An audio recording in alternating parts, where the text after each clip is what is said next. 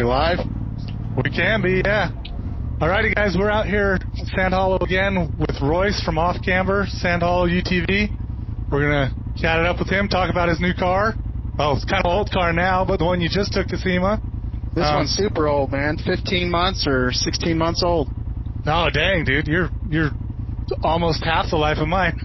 So, anyways, we're out on Double Sammy, and if you're just listening to this, know that all this recording is being done through Cardo Edge phones, and if you hear something like there's a rock, it's because we're on the trail doing this. So, anyways, tell me a little bit about you, Royce. You came out of Arizona, we were talking about earlier. What kind of drew you to Sand Hollow and specifically the UTV side of things? I grew up riding ATVs, big dune guy. Yeah. And even after I moved here, I had a couple of four-wheelers, a couple of three-wheelers. I always have something with a motor in my garage, but really having kids that made me consider getting a side-by-side. With age comes a cage kind of thing? Well, no, it wasn't for my own safety. It was so that I could take my kids and family out there and not have to ditch them every weekend, you know? Yeah. And still get the thrill, still get outside. And I liked how I grew up with the off-road scene and wanted them to experience that too, so. So you came out of the dune side of things. Was that just, I don't know, was it just, that's kind of what your family did? Did you, when you came over into the UTV side of things also, were you mostly into the dunes? What kind of got you up into the rocks and, you know, slowing it way down? Well, if I didn't live by Sand Hollow, maybe I'd still be majority a dune guy, right? But yeah, being out here, you eventually get talked into doing some stupid trails, and you get that adrenaline that you used to get out in the dunes going 60 miles an hour on an ATV. Yeah. And, yeah, you get bit by the rock bug, as they say. Yeah. Did you ever try any rock trails or anything like that on your ATVs, or was that kind of that stuff happened after you transitioned to a UTV? No, it was after I had a Razor for a while. Okay, so you did run some faster stuff before you got into this. Yeah, it was, when I say ATVs, it was like sport ATVs, two-wheel drive, 20-inch tires, you know, your chain's this far off the ground. They're not going anywhere in the rocks, so.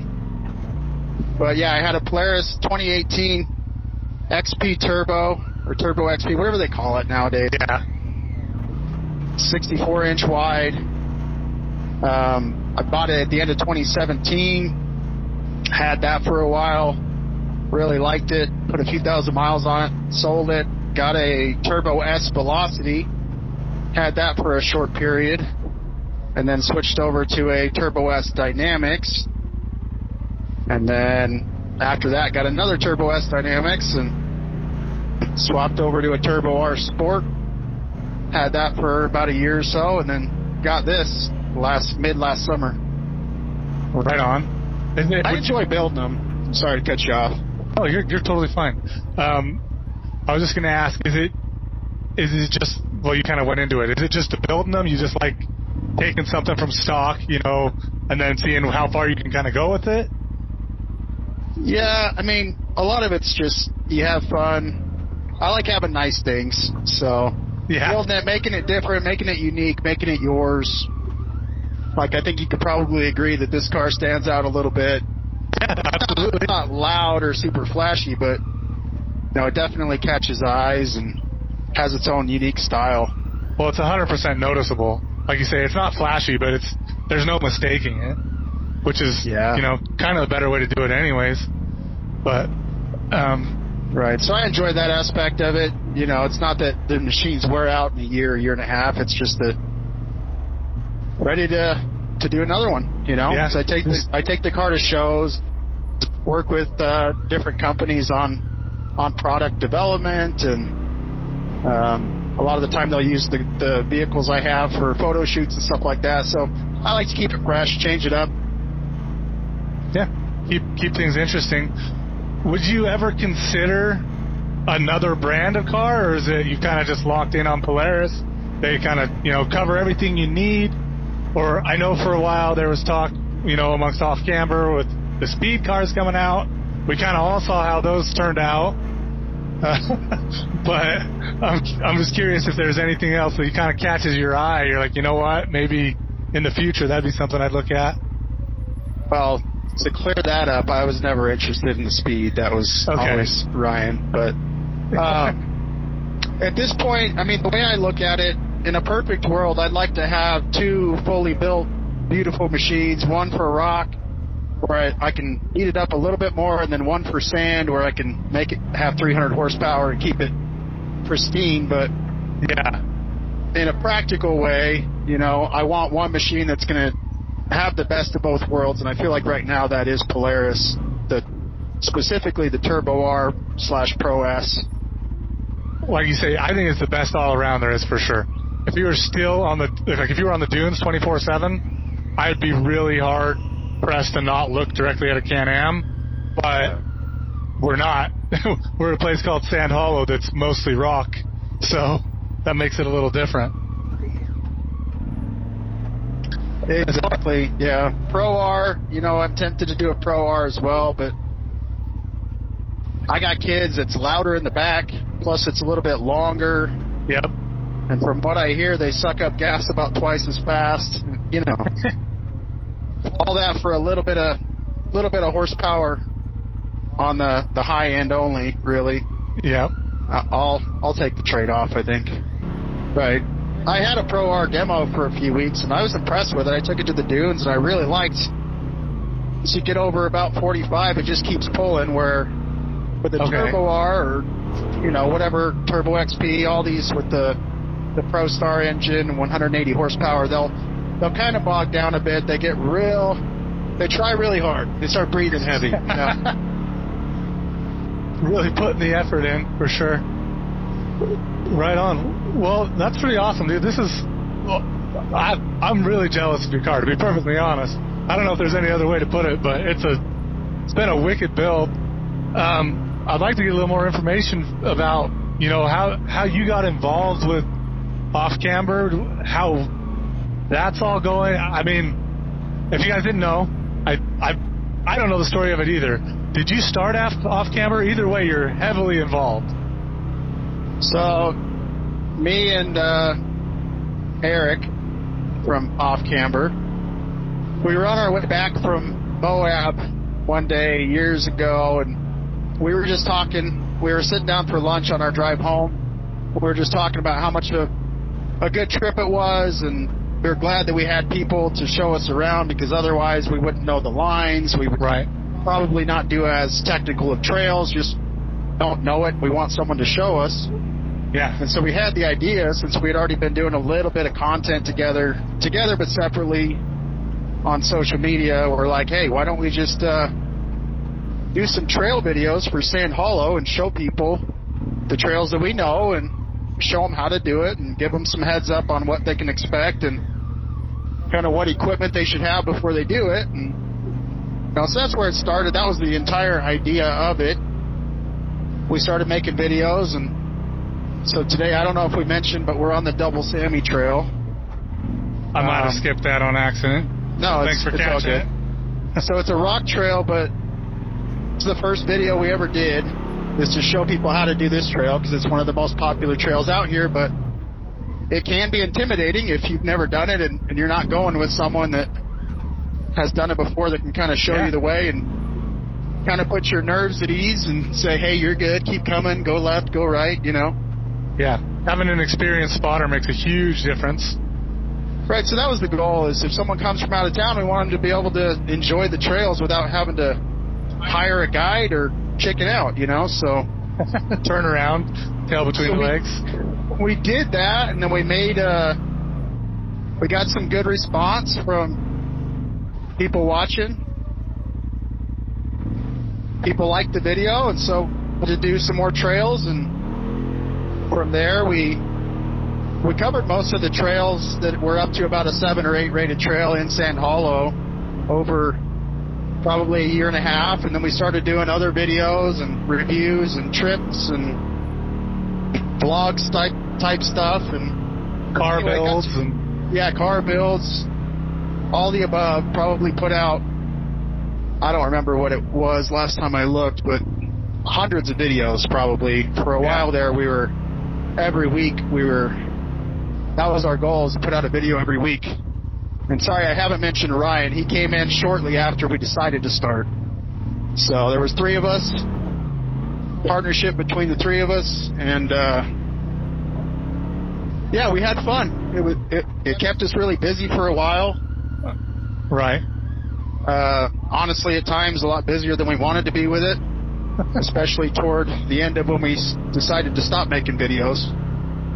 Oh, so you got, sorry to cut in, but you've made an official, or maybe not official, but you've kind of made a decision that you're going to stop making videos on it, or? I mean, there's nothing official about it, but you just kind of have it. Yeah, we haven't put out a video in like, I don't know, probably close to a year. I think it's been 10 months or so.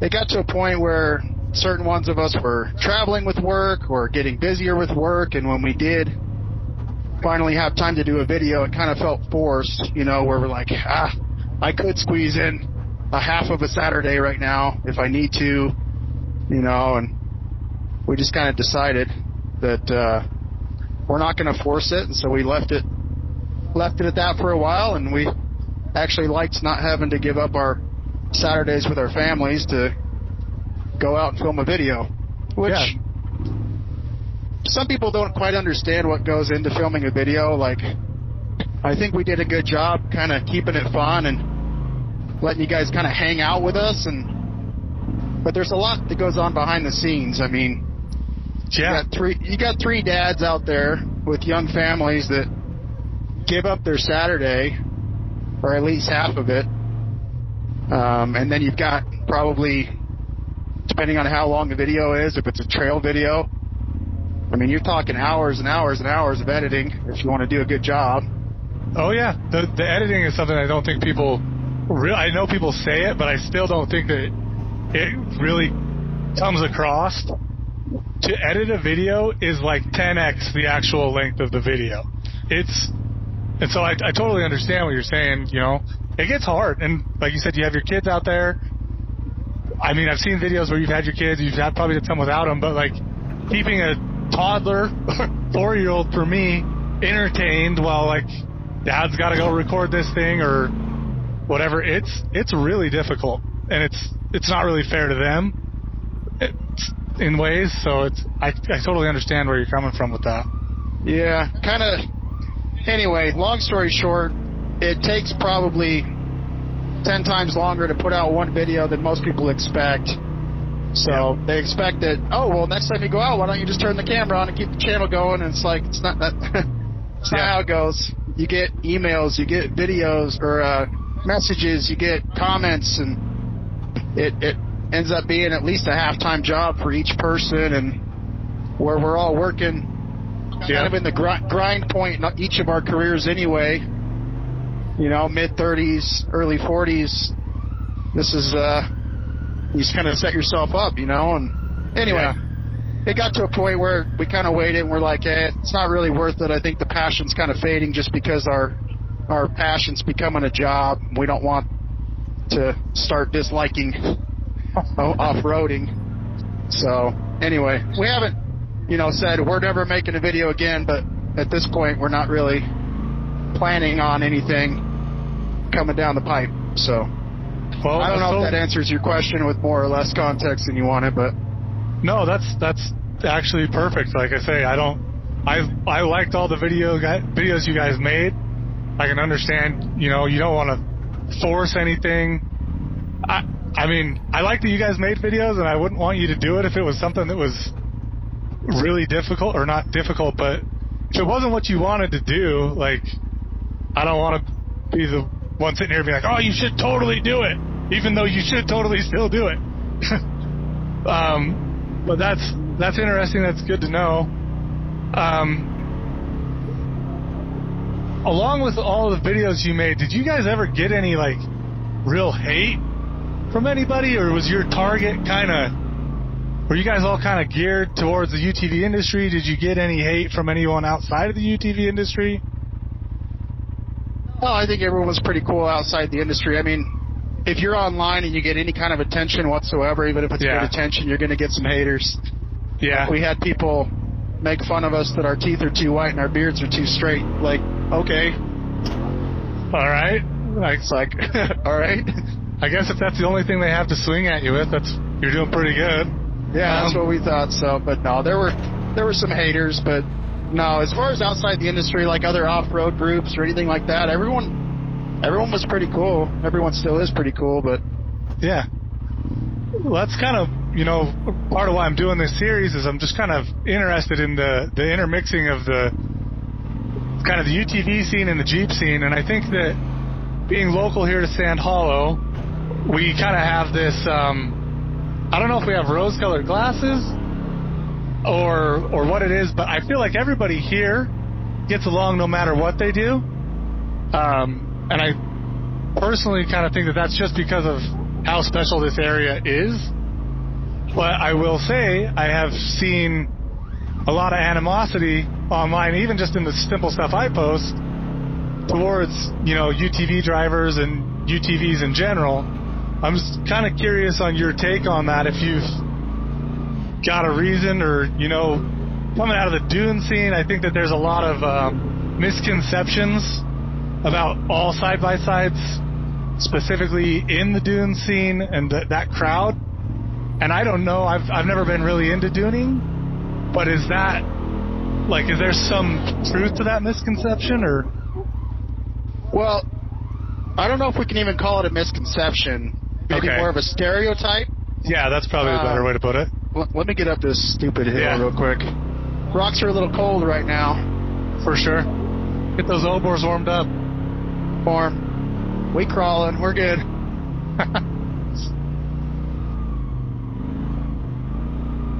All right, so more of a stereotype, I'd say, and with any stereotype, there's a reason a stereotype exists a lot of the time, and there's some truth to it. And what I mean by that is sometimes the side-by-side group, it's a bad rap because of a few bad apples. Yeah. So, honestly, in my mind, I've thought a lot about this. I think the solution comes down to us being willing to police our own. Because, again, it might only be 5% of side-by-side guys that fly down the roads in neighborhoods with their lights blaring, their LED bars on and their stereos blasted and they got their Captain's Choice exhaust blowing out the side and their whips flopping around. You know what I mean? Like, yeah, we've all seen it. Those are the 5%ers, and I think what it's going to come down to is we all kind of have our little groups that we traditionally stick to when we go riding, and we need to police our own. If that guy's in your group, don't say, oh, that's just Johnny, he's an idiot. Yeah. Like, you got to think bigger picture and say, you know what, if I want to be able to drive my side-by-side on the street, I better tell Johnny to shape up and say, we don't like hanging out with you because you do this stuff. Yeah.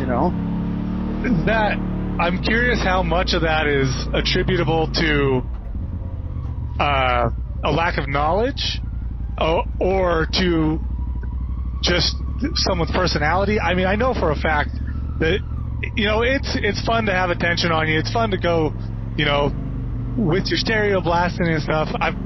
Especially when I was younger, that kind of stuff would be more appealing to me.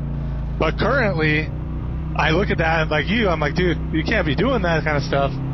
So I'm curious how much of that kind of side-by-side, I don't know, I guess, what would you call it? Just the bad personalities, the 5%ers, like you say. I wonder how much of that is somebody that just doesn't know. And it might be something good to ask is, when you got started, did you just kind of go out on your own? Or did you have other people you went out with? Kind of how did you get shown the ropes of, how a side-by-side, trail etiquette works, how, street etiquette works if you're street legal, all of that?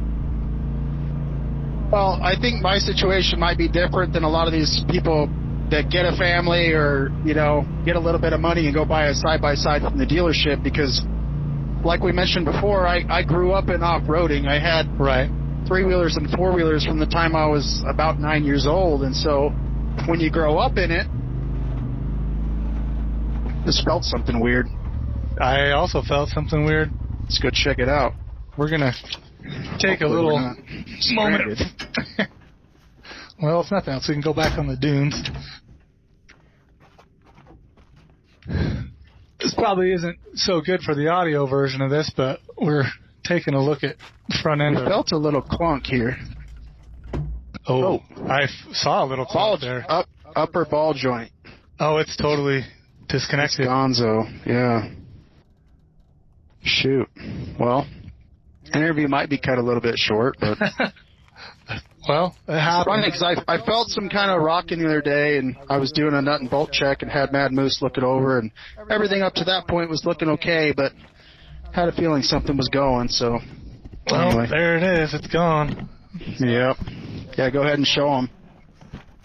If you're on the audio version, you're going to need to go ahead and go watch the video, because we did just lose a ball joint mid-interview, which is really kind of a bummer, to be honest. Yeah, it happens.